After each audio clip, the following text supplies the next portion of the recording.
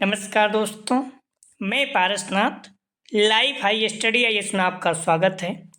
आज हम लोग राजा महेंद्र प्रताप सिंह राज्य विश्वविद्यालय अलीगढ़ के बीएड थर्ड सेमेस्टर एग्जाम 2024 जो 2 जनवरी से स्टार्ट होने जा रहा है, उसके लिए पेपर 305B अर्थात विज्ञान शिक्षण सेकंड जंतु एवं वनस्पति विज्ञान या pedagogy of zoology and botany का फुल प्रैक्टिस से 6 हल करेंगे। इसके 75 अति महत्वपूर्ण प्रश्न हल करेंगे। यहाँ से निश्चित रूप से एग्जाम में सेम टू सेम आने की संभावना है, इसलिए आप लोग वीडियो को पूरा देखिएगा। दोस्तों, प्रश्नों पर आएँ, लेकिन उससे पहले प्लीज आप लोग वीडियो को ज़्यादा से ज़्यादा शेयर कीजिए, जिससे सभी लोगों को लाभ हो सके। आइए देखते हैं प्रश्नों को। पेपर 305B अर्थात विज्ञान शिक्षण second pedagogy of science second या जंतु विज्ञान एवं वनस्पति विज्ञान जूलॉजी एंड बॉटनी, इसका फुल प्रैक्टिस सेट 6 हल करेंगे। इसके पहले 5 प्रैक्टिस सेट हल कर चुके हैं। यदि आप लोग नहीं देखे हैं तो डिस्क्रिप्शन में जाएंगे तो लिंक का प्लेलिस्ट 305B है, इस जगह पे क्लिक करेंगे तो इस पेपर की सारी वीडियो आपको क्रम से मिल जाएगी, या फिर जस्ट उसके नीचे लिंक का प्लेलिस्ट ऑल पेपर दिया गया है, वहाँ पर क्लिक करेंगे 301, 302, 303, 304, 305 सारे पेपर की सारी वीडियो क्रम से मिल जाएगी, या फिर आप प्ले लिस्ट में जाकर भी देख सकते हैं। क्लियर है? कोई क्यूरी है तो 9654302596 पर आप मैसेज करके पूछ सकते हैं। आइए देखते हैं प्रश्नों को। पहला प्रश्न है, प्रभावी शिक्षण सहायक सामग्री वह है जो ए रंग बिरंगी तथा देखने में अच्छी हो, बी सभी ज्ञानेंद्रियों को सक्रिय करती हो, सी सभी छात्रों को दिखाई देती हो, डी बनाने तथा प्रयोग करने में आसान हो। प्रभावी शिक्षण सहायक सामग्री वह है जो, सही जवाब हो जाएगा बी, सभी ज्ञानेंद्रियों को सक्रिय करती हो।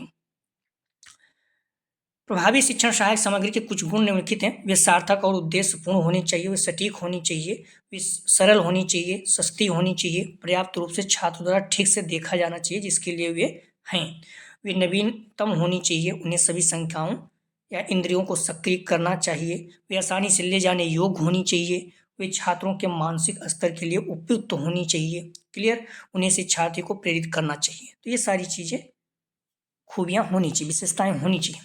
अगला प्रश्न है, ब्लूम ने ज्ञानात्मक पक्ष को कितने भागों में बांटा? ए 4, बी 6, सी 8, डी 10।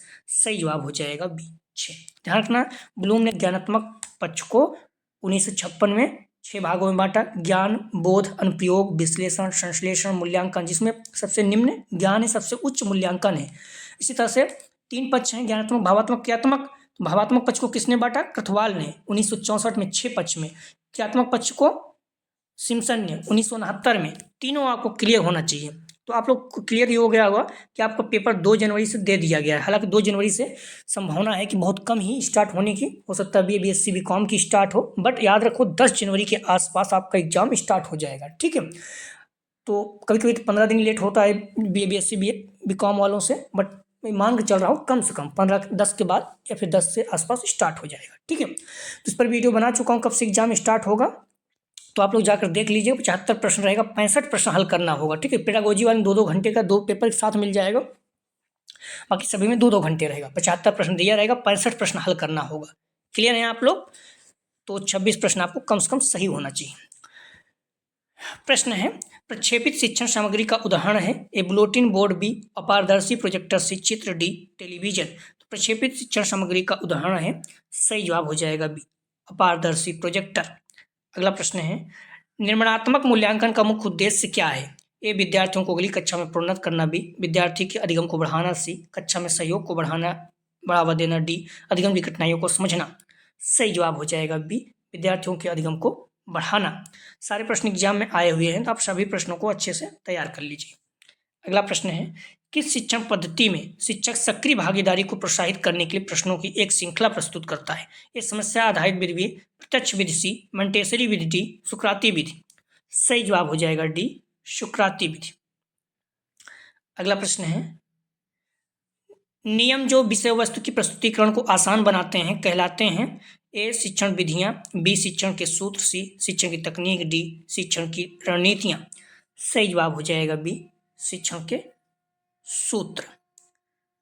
अगला प्रश्न है, इनमें से किस कौशल के पूर्व ज्ञान का पता चलता है? इनमें से किस कौशल से पूर्व ज्ञान का पता चलता है? ए उद्दीपन परिवर्तन कौशल, बी प्रस्तावना कौशल, सी प्रदर्शन कौशल, डी पुनर्बलन कौशल। सही जवाब हो जाएगा, ध्यान रखना, बी प्रस्तावना कौशल से। अगला प्रश्न है, सूक्ष्म शिक्षण चक्र में शिक्षण के कितने मिनट होते हैं? ए 7, बी 5, सी 6, डी 10। तो ध्यान रखना, माइक्रो जो होता है, माइक्रो टीचिंग, तो सूक्ष्म शिक्षण में शिक्षण के कितने मिनट होते हैं? तो सही जवाब हो जाएगा, ध्यान रखना, सी 6 मिनट। और ये माइक्रो होता है बृहद वाला, उसमें 36 से 40, ठीक है, तो 36 मिनट अक्सर होता है। क्लियर है? तो माइक्रो में 6 मिनट। अगला प्रश्न है, उच्च प्राथमिक स्तर पर जीव विज्ञान शिक्षण का सबसे महत्वपूर्ण उद्देश्य क्या है? सही जवाब हो जाएगा, बी तर्क संगत सोच विकसित करने के लिए। अगला प्रश्न है, पाठ्य योजना निर्माण के लिए पंचपदी प्रणाली किसने दी? ए ब्लूम, बी हर्बर्ट, सी मासिया, डी मेगर। सही जवाब हो जाएगा 10 का बी हर्बर्ट। अगला प्रश्न है, इनमें से कौन भावात्मक पक्ष से संबंधित नहीं है? ए ग्रहण करना, बी अनुप्रयोग, सी अनुक्रिया, डी इनमें से कोई नहीं। सही जवाब हो जाएगा बी अनुप्रयोग। ध्यान रखना, भावात्मक पक्ष के 6 भाग हैं, कौन कौन? अग्रहण, अनुक्रिया, अनुमूल्यन, विचारणा, व्यवस्थापन, चरित्रीकरण। ठीक है, तो इसमें जो अनुप्रयोग है ये ज्ञानात्मक पक्ष का है, ठीक है, बाकी ग्रहण, अनुक्रिया भावात्मक पक्ष का है। सभी के 6 पक्ष हैं, सभी को पता होना चाहिए आपका। विज्ञान मेले क्यों आयोजित किए जाते हैं? ये आर्थिक लाभ के लिए, भी अनुशासन बनाने के लिए, सी छात्रों के वैज्ञानिक अभिरुचि प्रकाशन हेतु, डी छात्रों को कार्यों में लगाए रखने के लिए। सही जवाब हो जाएगा 12 का सी छात्रों के वैज्ञानिक अभिरुचि के प्रकाशन हेतु। अगला प्रश्न है, सिलेबस का अंग है? ए पाठ्यक्रम, बी क्रियाएं, सी कक्षा का, डी समाज। सही जवाब हो जाएगा 13 का ए पाठ्यक्रम। अगला प्रश्न है, जीव विज्ञान शिक्षण में निम्न में से कौन सी पाठ सहगामी क्रिया है? ए श्यामपट्ट, बी सर्वदृश्य सामग्री, सी जीव विज्ञान मेला, डी पाठ्यपुस्तकें। सही जवाब हो जाएगा सी जीव विज्ञान मेला। अगला प्रश्न है, कौन सा पक्ष शारीरिक और पेशी कौशल से संबंधित है? ए संज्ञानात्मक पक्ष, बी प्रभावात्मक पक्ष, सी क्रियात्मक पक्ष, डी इनमें से कोई नहीं। पूछ रहा है कौन सा पक्ष शारीरिक पेशी कौशल से संबंधित है? सही जवाब हो जाएगा सी क्रियात्मक पक्ष, साइकोमोटर ऑब्जेक्टिव्स।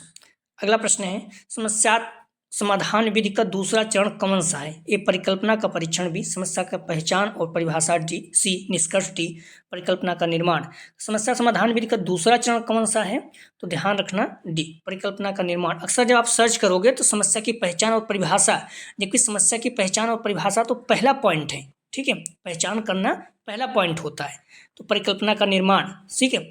तो इस तरह से ध्यान रखना, समस्याओं का चयन जो है इसमें है नहीं, दूसरा वो हो जाता है, ठीक है, तो इसलिए परिकल्पना का निर्माण ये भी तीसरा पॉइंट है, हालांकि ये नहीं है, इसमें डी हो जाएगा। समस्या समाधान विधि के चरण है, समस्या की पहचान और परिभाषा अर्थात समस्या को स्पष्ट रूप से समझना, ठीक है, पहला है। और परिकल्पना का निर्माण, तो संभावित समाधान के लिए परिकल्पना तैयार करना, दूसरा, ठीक है।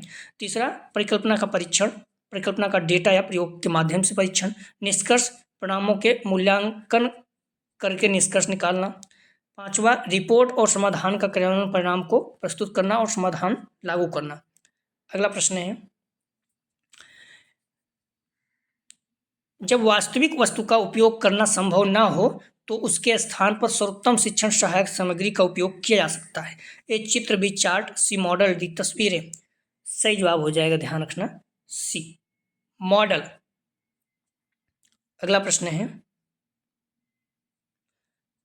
निम्न में से कौन सा सिद्धांत पाठ्यक्रम निर्माण से संबंधित है? एक क्रियाशीलता एवं अनुभव का सिद्धांत, बी सक्रिय अनुक्रिया का सिद्धांत, सी स्वगति का सिद्धांत, डी स्वमूल्यांकन का सिद्धांत। सही जवाब हो जाएगा 18 का ए क्रियाशीलता एवं अनुभव का सिद्धांत। अगला प्रश्न है, पाठ्यपुस्तक शिक्षण के उपकरण का आधा हिस्सा है, किसने कहा था? सही A professor Robert Mager, B professor Bloom, C professor Henry, D professor Cutting. सही जवाब हो जाएगा डी प्रोफेसर कीटिंग। अगला प्रश्न है, निम्न में से कौन सा श्रव्य दृश्य, मतलब जो दिखाई भी दे सुनाई भी दे, सामग्री के चयन का सिद्धांत नहीं है? ये उद्देश्य पूर्ति का सिद्धांत, बी अध्यापक केंद्रितता का सिद्धांत, सी रुचि एवं अभिप्रेरणा का सिद्धांत डी, छात्र केंद्रितता का सिद्धांत। तो सही जवाब हो जाएगा 20 का ध्यान रखना आप लोग, बी, अध्यापक केंद्रितता का सिद्धांत। ये सर्वदेश सामग्री चयन का सिद्धांत नहीं है। अगला प्रश्न है, मेंडल ने किस नियम का प्रतिपादन किया? ए, ऊष्मागति, बी, अनुवांशिकी, सी, कोशिका जैविकी, डी में से कोई नहीं। तो मेंडल ने किस नियम का प्रतिपादन किया? सही जवाब हो जाएगा बी, अनुवांशिकी। अगला प्रश्न है, कौन से जीव विज्ञान की शाखा नहीं है? ए, जंतु विज्ञान, बी, कोशिका जैविकी, सी, भूविज्ञान, डी, जैव भौतिकी। सही जवाब हो जाएगा सी, भूविज्ञान। अगला प्रश्न है, हर्बट उपागम के सोपान हैं? ए, प्रस्तुतीकरण, बी, सामान्यीकरण, सी, अनुप्रयोग, डी, ये सभी। सही जवाब हो जाएगा डी, ये सभी। अगला प्रश्न है, आगमन विधि में क्रम बढ़ते हैं? ए, सामान्य से विशिष्ट, बी, विशिष्ट से सामान्य, सी, सरल से कठिन, डी, कठिन से सरल। तो आगमन विधि में क्रम बढ़ते हैं। सही जवाब हो जाएगा बी, विशिष्ट से सामान्य।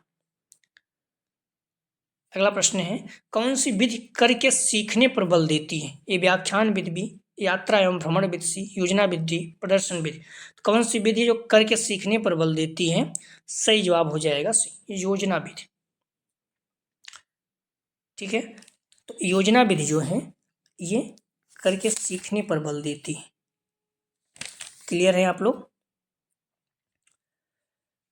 अगला प्रश्न है, जीव विज्ञान शिक्षण में दृश्य श्रव्य सामग्री है? दृश्य श्रव्य मतलब जो दिखाई भी दे, सुनाई भी दे। ए, टीवी, बी, रेडियो, सी, पोस्टर, डी, टेप रिकॉर्डर। सही जवाब हो जाएगा, ध्यान रखना, टीवी मतलब टेलीविजन जो है दिखाई भी और सुनाई दोनों देता है। रेडियो सिर्फ सुनाई देता है, पोस्टर सिर्फ दिखाई देता है, टेप रिकॉर्डर सिर्फ सुनाई देता है। ठीक है, तो अगला प्रश्न है, एक प्रभावी कक्षा कक्ष के वातावरण का मूल तत्व है? ए, शिक्षण सामग्री की विविधता, बी, शिक्षक छात्रों को सजीव अंतःक्रिया से शांतिपूर्ण संपूर्ण शांति, डी, कठोर अनुशासन। सही जवाब हो जाएगा बी, शिक्षक छात्र के सजीव अंतःक्रिया। अगला प्रश्न है,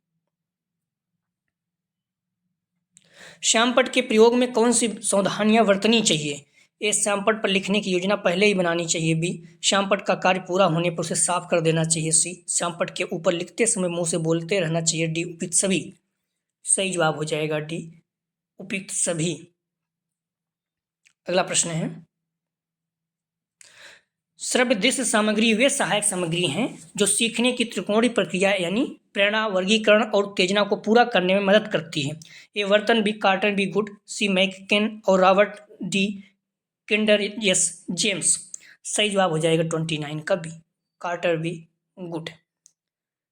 अगला प्रश्न है, विज्ञान क्लब में शिक्षा? ए, लिखकर सीखना, बी, करके सीखना, सी, बोलकर सीखना, डी, ये सभी। सही जवाब हो जाएगा डी, ये सभी। अगला प्रश्न है, पाठ्यक्रम सागामी संबंधी गतिविधियों में भागीदारी से विकसित होती है? एक, खेल भावना, बी, प्रतिस्पर्धी भावना, सी, बी, टीम भावना, नेतृत्व गुण, सी, उपरोक्त ए, बी दोनों, डी, इनमें से कोई नहीं। सही जवाब हो जाएगा सी, उपरोक्त ए, बी दोनों, खेल भावना, प्रतिस्पर्धी भावना, टीम भावना, नेतृत्व गुण दोनों। अगला प्रश्न है, जीव विज्ञान शब्द को सर्वप्रथम किसने दिया? ए, अरस्तु एवं लेमार्क, बी, थियोफेस्टस ट्रस्ट, सी, लेमार्क एवं ट्रेबिरेनस, डी, इन में से कोई नहीं। जीव विज्ञान शब्द को सर्वप्रथम किसने दिया? सही जवाब हो जाएगा लेमार्क एवं ट्रेबिरेनस। अगला प्रश्न है, ग्रीक शब्द बोटेनिकोस का अर्थ क्या है? ए, वनस्पति विज्ञान, बी, जंतु विज्ञान, सी, पौधे, डी, जीवन का अध्ययन। सही जवाब हो जाएगा ए, वनस्पति विज्ञान। अगला प्रश्न है, सूक्ष्मदर्शी की खोज किसने की? ए, लीवेनहॉक, बी, विलियम हॉर्वे, सी, रॉबर्ट हुक, डी, लेमार्क। सही जवाब हो जाएगा ए, लीवेनहॉक। अगला प्रश्न है, माध्यमिक स्तर पर पाठ्यक्रम निर्माण के सिद्धांत हैं? ए, बाल केंद्रितता का सिद्धांत, बी, समन्वय का सिद्धांत, सी, उपयोगिता का सिद्धांत, डी, उपयुक्त सभी। सही जवाब हो जाएगा 35 का डी, उपयुक्त सभी। अगला प्रश्न है, सूक्ष्म शिक्षण सत्र के दौरान शिक्षक की क्या भूमिका होती है? ए, वास्तविक कक्षा के समान ही एक लंबे पाठ को पढ़ाना, बी, विशिष्ट शिक्षण कौशल का अभ्यास व निखार करना, सी, छात्रों के प्रदर्शन का मूल्यांकन करना, डी, किसी उन्नत विषय पर व्याख्यान देना। सही जवाब हो जाएगा बी, विशिष्ट शिक्षण कौशल का अभ्यास व निखार करना। अगला प्रश्न है, लिखित परीक्षाओं के प्रकार हैं ये निबंधात्मक बी, वस्तुनिष्ठ सी, लघु उत्तरीय डी, उपयुक्त सभी। सही जवाब हो जाएगा डी, उपयुक्त सभी। अगला प्रश्न है, जीव विज्ञान के प्रयोगों को प्रदर्शित करने के लिए कौन सी श्रव्य दृश्य सामग्री उपयुक्त है? ए टेप रिकॉर्डर, बी नमूने, सी प्रक्षेपित छवि अथवा वीडियो, डी चार्ट। सही जवाब हो जाएगा 38 का सी, प्रक्षेपित छवि अथवा वीडियो। अगला प्रश्न है, रचनावादी दृष्टिकोण से सीखने की प्रक्रिया में अधिक सक्रिय भूमिका निभाता है? ए शिक्षक, बी समकक्ष, सी अधिगमकर्ता, डी अभिभावक। सही जवाब हो जाएगा 39 का सी, अधिगमकर्ता। अगला प्रश्न है, पाठ योजना शिक्षक के शिक्षण को परिसीमित कर देती है, किसने कहा? तो A professor B D Bhatia, B professor K D Bhatia, C Binning तथा विनिंग, डी एन.एल. बोसिंग। सही जवाब हो जाएगा डी एन.एल. बोसिंग। अगला प्रश्न है, प्रश्न निम्न परिभाषा किसने दी? ठीक है, निम्न पर यहाँ पर 2 बार प्रश्न हो गया। तो निम्न परिभाषा किसने दी? पाठ्यक्रम को मानव जाति के संपूर्ण ज्ञान अथवा अनुभव का सार समझना चाहिए। ए जॉन एफ कीर, बी टी.पी. नन, सी फॉवेल, डी किलपैट्रिक। तो पाठ्यक्रम को मानव जाति के संपूर्ण ज्ञान तथा अनुभव का सार समझना चाहिए, किसने परिभाषा दी? या सही जवाब हो जाएगा सी, फॉवेल।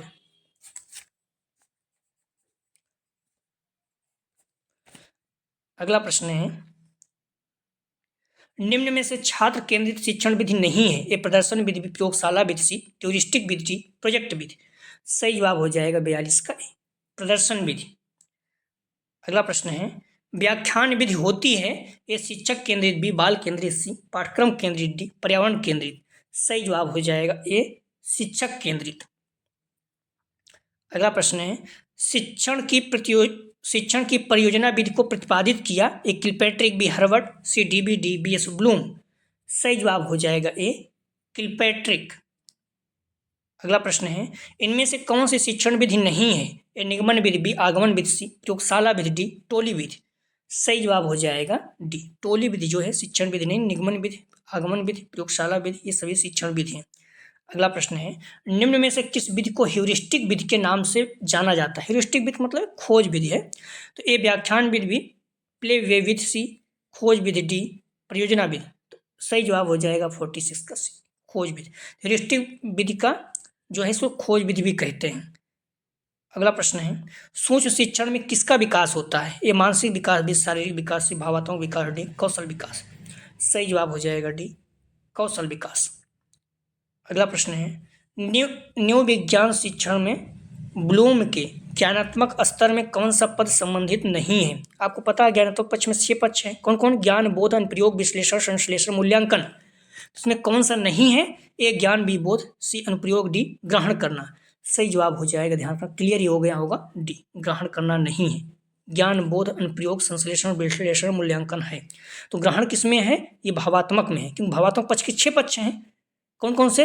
ग्रहण, अनुक्रिया, अनुमूल्यन, विचारणा, व्यवस्थापन, चरित्रीकरण। ठीक है, तो ग्रहण करना ये भावात्मक पक्ष है, डी इसका सही जवाब है। अगला प्रश्न है, जीव विज्ञान की प्रकृति में समाहित है? ए जीवन से संबंध, बी कारक प्रभाव संबंध, सी जीव विज्ञान प्रयोग सिद्धांत विज्ञान है, डी उपयुक्त सभी। सही जवाब हो जाएगा डी, उपयुक्त सभी। अगला प्रश्न है, जीव विज्ञान का जनक किसको कहा जाता है? ए लाइमार्क, बी डार्विन, सी अरस्तु, डी इनमें से कोई नहीं। सही जवाब हो जाएगा सी अरस्तु। अगला प्रश्न है, अनुवांशिक लक्षणों का वाहक है? ए टीपी नन, बी डीएनए, सी एडीपी, डी एपीडी। सही जवाब हो जाएगा 51 का बी, डीएनए। 75 प्रश्न है, सारे प्रश्न एग्जाम में आए हुए हैं, सारे प्रश्नों को आप रट के जाइए, फुल प्रैक्टिस से जरूर देखिए, एग्जाम में निश्चित रूप से बहुत ज़्यादा बेनिफिट होगा। प्रश्न है, सिम्पसन ने क्रियात्मक पक्ष को किस वर्ग प्रस्तुत किया? ए 1962, बी 1966, सी 1969, डी 1971। सही जवाब हो जाएगा सी 1969 में। ठीक है, तो सिम्पसन ने क्रियात्मक पक्ष को कब प्रस्तुत किया? 1969 में। ज्ञानात्मक पक्ष को बी.एस. ब्लूम ने 1956 में, भावात्मक पक्ष को कृथवाल ने 1964 में। तीनों को क्लियर होना चाहिए। ठीक है, ज्ञानात्मक पक्ष का विकास बी.एम. ब्लूम ने 1956 में किया था और भावात्मक पक्ष का विकास कृथवाल ने 1964 में किया था। तीनों याद होना चाहिए आपको। अगला प्रश्न है, श्यामपट्ट पर कार्य करते समय शिक्षक को कितने एंगल पर खड़े होना चाहिए? ए 55, बी 65, सी 45 degree Celsius, D 35 degree Celsius. तो श्याम पर मतलब पढ़ाते समय जो शिक्षक हैं, टीचर हैं, अध्यापक हैं, उनको कितने एंगल पर खड़े होना चाहिए? सही जवाब हो जाएगा सी 45 एंगल पे, क्योंकि आपको पता है कभी बच्चों को नहीं दिखता है, तो इस तरह से 45 एंगल पे खड़े होना चाहिए। अगला प्रश्न है, जीव विज्ञान में क्षेत्र भ्रमण क्यों महत्वपूर्ण है? ए, यह आसानी से करवाया जा सकता है, बी, या जीव विज्ञान से संबंधित सूचनाएं एकत्र करने में सहायक है, सी, या अधिगमकर्ता में हस्तकार्य की आदत विकसित करता है, डी, या अधिगमकर्ताओं के अनुभव को बढ़ाता है। सही जवाब हो जाएगा डी, या अधिगमकर्ता के अनुभव को बढ़ाता है। तो ध्यान रखना, जो ये प्रश्न है जीव विज्ञान में क्षेत्र भ्रमण क्यों महत्वपूर्ण है, तो इसका सही जवाब है डी, ठीक है, या अधिगमकर्ता के अनुभव को बढ़ाता है। हालांकि बी भी सही है, ठीक है, या जीव विज्ञान से संबंधित सूचनाएं एकत्र करने में सहायक है, ये भी सही है, लेकिन दोनों अगर हैं तो फिर बेस्ट ऑप्शन कौन है? या अधिगमकर्ता के अनुभव को बढ़ाता है, तो इसमें दोनों आ जाता है, ठीक है, डी इसका सही जवाब है। अगला प्रश्न है, पाठ्यक्रम कलाकार अर्थात शिक्षक के हाथ में एक साधन है जिससे कि पदार्थ अर्थात विद्यार्थी को अपने आदर्श अर्थात उद्देश्य के अनुसार अपनी चित्रशाला अर्थात स्कूल में चित्रित कर सके। यह कथन किसका है? A Crowther, B Cunningham, C Robert, D इनमें से कोई नहीं। सही जवाब हो जाएगा बी, कनिंघम ने कहा, बार बार पूछा जाता है। पाठ्यक्रम कलाकार अर्थात शिक्षार्थी के हाथ में एक साधन है जिससे कि पदार्थ तथा शिक्षार्थी को अपने आदर्श अर्थात उद्देश्य के अनुसार अपनी चित्रशाला में चित्रित कर सकते हैं। बी इसका सही जवाब। अगला प्रश्न है, अनुमूलन की योग्यता आती है? ए ज्ञानात्मक पक्ष, बी क्रियात्मक पक्ष, सी भावात्मक पक्ष, डी इनमें से कोई नहीं। सही जवाब हो जाएगा, ध्यान रखना, सी भावात्मक पक्ष, ठीक है, 3 पक्ष हैं। अगला प्रश्न है, नवीन विज्ञान को पाठ्यक्रम में स्थान दिया गया है, ए एक प्रकरण के रूप में, बी एक अलग विज्ञान के रूप में, सी ए बी दोनों, डी में से कोई नहीं। सही जवाब हो जाएगा सी ए बी दोनों, प्रकरण और एक अलग विज्ञान के रूप में दोनों। अगला प्रश्न है, कौन सी जीव विज्ञान की शाखा नहीं है? ए जंतु विज्ञान, बी वनस्पति विज्ञान, सी कृषि विज्ञान, डी भूविज्ञान। सही जवाब हो जाएगा 58 का सी, कृषि विज्ञान जो है ये जीव विज्ञान की शाखा नहीं है। अगला प्रश्न है, जीव विज्ञान की विभिन्न शाखाओं में कौन सा सहसंबंध स्थापित होता है? ए अनुपस्थिति, बी शीर्षक, सी जीव विज्ञान से समन्वय, डी नियोजन। सही जवाब हो जाएगा 59 का सी, जीव विज्ञान से समन्वय। आप लोगों को पता है आपका एग्जाम डेट आ गया है 2 जनवरी से है, बट संभावना है कि आपका 10 जनवरी के आसपास मिनिमम बात का ज़्यादा भी हो सकता है स्टार्ट हो जाएगा, तो आप लोग अच्छे से पढ़ते रहिए, टाइम वेस्ट मत कीजिए, ठीक है। प्रश्न है, जीव विज्ञान की प्रकृति में समाहित है? ए जीवन से संबंध, बी कारण प्रभाव संबंध, सी वनस्पति से संबंध, डी उपयुक्त सभी। सही जवाब हो जाएगा डी उपयुक्त सभी। अगला प्रश्न है, किसने कहा है शिक्षण व्यवस्था के सभी पक्षों का व्यवहारिक रूप से आलेख ही पाठ्य योजना है? A I K Davis, B professor B D Bhatia, C Bossing, D D B. सही जवाब हो जाएगा 61 का ए, आई के डेविस। अगला प्रश्न है, RCEM उपागम ज्ञानात्मक पक्ष के उद्देश्य को कितनी मानसिक योग्यताओं में विभाजित किया गया है? ए 16, बी 17, सी 18, डी 19। सही जवाब हो जाएगा बी 17। अगला प्रश्न है, किसने कहा है बालकों को कम से कम बतलाना चाहिए और अधिक से अधिक खोजने के लिए प्रेरित करना चाहिए? सही जवाब हो जाएगा 63 का बी, HE आर्मस्ट्रॉन्ग। अगला प्रश्न है, कौन सा दृष्टिकोण सीखने में ज्ञान और अनुभव की भूमिका पर जोर देता है? ये व्यवहारवादी, विरचनावादी, सी ज्ञानात्मक पक्ष, डी मानवतावादी। सही जवाब हो जाएगा बी रचनावादी। अगला प्रश्न है, अवधारणा मानचित्र में अवधारणाओं को आमतौर पर कैसे दर्शाया जाता है? ये पाठ के पैराग्राफ के माध्यम से, बी एक रेखीय अनुक्रमित प्रारूप में, सी लाइनों द्वारा जुड़े नोट्स या बुलबुले के रूप में, सी डी गणितीय समीकरण के माध्यम से। सही जवाब हो जाएगा सी लाइनों द्वारा जुड़े नोट्स या बुलबुले के रूप में। अगला प्रश्न है, निम्न में से कौन सा विशिष्ट उद्देश्य का उदाहरण है जो श्रोता को सम्मिलित करता है? ये छात्र एक शोध पत्र लिखेंगे, बी एक शोध पत्र लिखो, सी शिक्षक अवधारणा की व्याख्या करेगा, डी अवधारणा को समझना। सही जवाब हो जाएगा 66 का ए, छात्र एक शोध पत्र लिखेंगे। अगला प्रश्न है,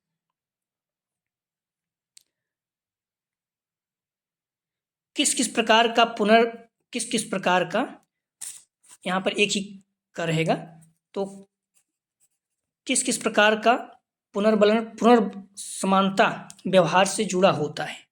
ए नकारात्मक पुनर्वलन, बी उदासीन पुनर्वलन, सी परावर्तन पुनर्बलन डी, धनात्मक पुनर्बलन। सही जवाब हो जाएगा 67 का डी, धनात्मक पुनर्बलन। अगला प्रश्न है, पाठ्यक्रम के अंत में किया जाने वाला मूल्यांकन कहलाता है? रचनात्मक मूल्यांकन, बी नैदानिक मूल्यांकन, सी रचनात्मक मूल्यांकन, डी योगात्मक मूल्यांकन। सही जवाब हो जाएगा डी, योगात्मक मूल्यांकन। ठीक है, तो पाठ्यक्रम के अंत में से आपका हाफ ईयरली जो ये सेमेस्टर एग्जाम होने जा रहा है, फिर वार्षिक एग्जाम होता है, उसे क्या बोलते हैं? योगात्मक मूल्यांकन। या क्लास में पढ़ा रहे हैं उसमें जो प्रश्न पूछते हैं या टेस्ट होता है तो उसे क्या बोलते हैं? रचनात्मक मूल्यांकन।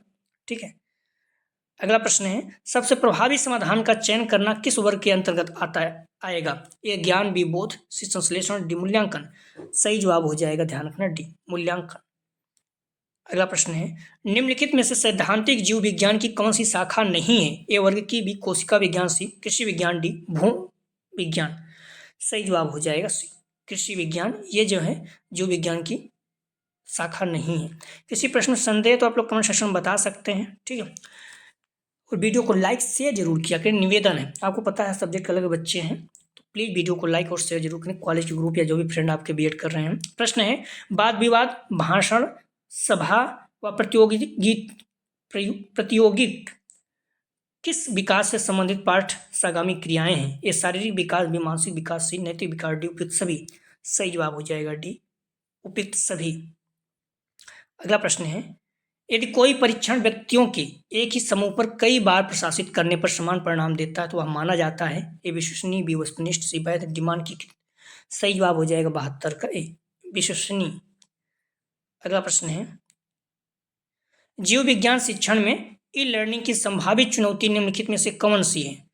तो ए ऑनलाइन संसाधनों तक सीमित पहुंच, बी सहयोगात्मक सीखने के अवसरों की कमी, सी सभी छात्रों को समायोजित करने वाला निश्चित कार्यक्रम, डी प्रशिक्षित छात्र अंतःक्रिया को कम करना। सही जवाब हो जाएगा 73 का ए ऑनलाइन संसाधनों तक सीमित पहुंच। अगला प्रश्न है, RCEM का विस्तृत रूप है? A regional college of education Mysore, B royal college of education Maharashtra, C regional college of material education, D none of these. तो RCEM का विस्तृत रूप मतलब फुल फॉर्म पूछ रहा है। सही जवाब हो जाएगा regional college of education Mysore. अगला प्रश्न है, मूल्यांकन का वह प्रकार जो किसी शैक्षिक कार्यक्रम की समाप्ति पर छात्रों की उपलब्धि हेतु प्रयुक्त किया जाता है? ए संरचनात्मक, बी योगात्मक, सी आंतरिक, डी बाह्य। तो मूल्यांकन का वह प्रकार जो किसी शैक्षिक कार्यक्रम की समाप्ति पर छात्रों की उपलब्धि हेतु प्रयुक्त किया जाता है। सही जवाब हो जाएगा बी योगात्मक। क्लियर है आप लोग? तो आप लोग ध्यान रखना, डिस्क्रिप्शन में जाएंगे, इस जगह पे क्लिक करेंगे, लिंक ऑफ प्लेलिस्ट 05B, तो यहाँ पर सारी वीडियो आपको क्रम से मिल जाएगा। कोई क्यूरी जो 9654302596 पर आप लोग मैसेज करके पूछ सकते हैं। अगला जो प्रैक्टिस सेट फुल है 7 है, लेकिन हम लोग उससे पहले ध्यान रखना, अभी जो पेडागोजी हम लोग हल करेंगे, कोशिश करेंगे ई सामाजिक विज्ञान एवं शिक्षण। ठीक है, उसके बाद फिर देखते हैं, लगभग सभी हो ही गया है, तो इंग्लिश टीचिंग बची हुई है, संस्कृत और होम साइंस। ठीक है, कॉमर्स भी बचा हुआ है, तो देखते हैं। लेकिन इसके पहले सामाजिक विज्ञान शिक्षण, ठीक है, इसमें इतिहास, नागरिक शास्त्र, अर्थशास्त्र, भूगोल है। क्लियर है? तो प्लीज़ वीडियो को लाइक और शेयर कीजिए, कॉलेज ग्रुप या जो भी फ्रेंड आपके बीएड कर रहे हैं सभी लोगों को लाभ हो सके। वीडियो देखने के लिए धन्यवाद दोस्तों।